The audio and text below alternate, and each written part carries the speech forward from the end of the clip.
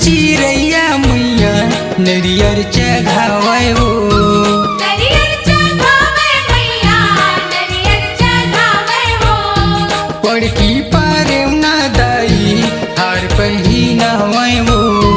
हार पहिनावे मैया हार पहिनावे हो। तोर मंदिर में दुर्गा मैया हो कोयली जस गीत गावत हो।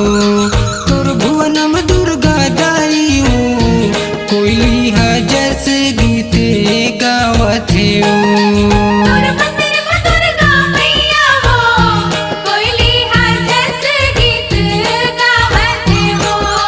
तोर भुवन में दुर्गा दाई हो कोयली जस गीत गावत ना।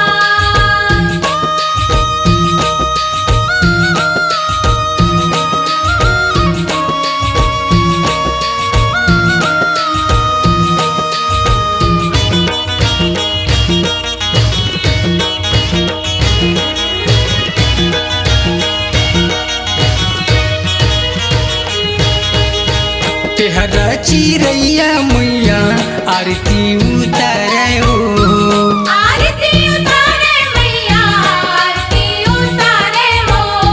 कारी कोवलिया मैया भोग लगावे हो। भोग लगावे मैया भोग लगावे हो। तोर मंदिर में दुर्गा मैया हो कोयली जस गीत गावत हो। तोर भुवन में दुर्गा दाई हो कोयली जस गीत गावत हो। तोर मंदिर में दुर्गा मैया हो कोयली जस गीत गावत हो।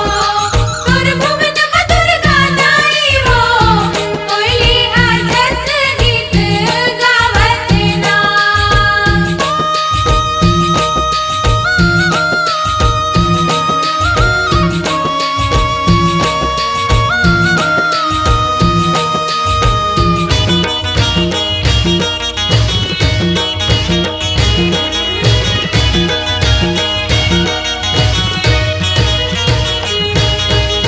घुघुआ चिरैया मैया लोरी सुनावे हो।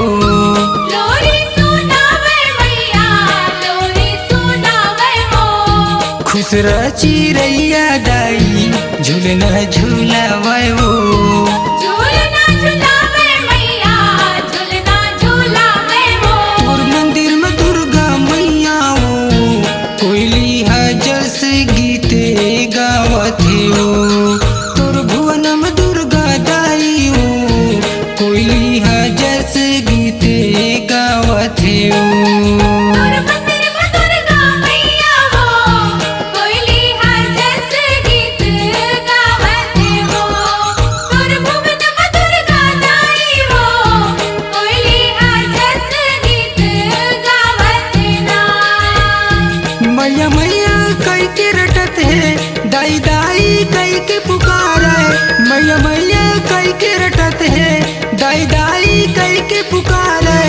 दाई तोरे अंगना माँ तोर मंदिर में दुर्गा मैया हो कोयली जस गीत गावत हो। तोर भुवन में दुर्गा दाई हो कोयली जस गीत गावत ना। तोर मंदिर में दुर्गा मैया हो कोयली जस गीत गावत हो। तोर भुवन में दुर्गा दाई हो कोयली जस गीत गावत ना।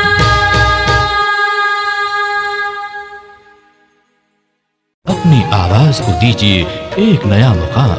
डिजिटल रिकॉर्डिंग की दुनिया का जाना पहचाना नाम स्वरांजलि, जहां गूंजती हैं ध्वनियां अपनी माटी की सौंधी सुगंध के साथ। छत्तीसगढ़ी संगीत के विविध रंग जो पहुंचाते हैं पूरे प्रदेश में डिजिटल रिकॉर्डिंग के संग। स्वरांजलि स्टूडियो नेमीचंद गली नंबर 2 गंजपारा रायपुर।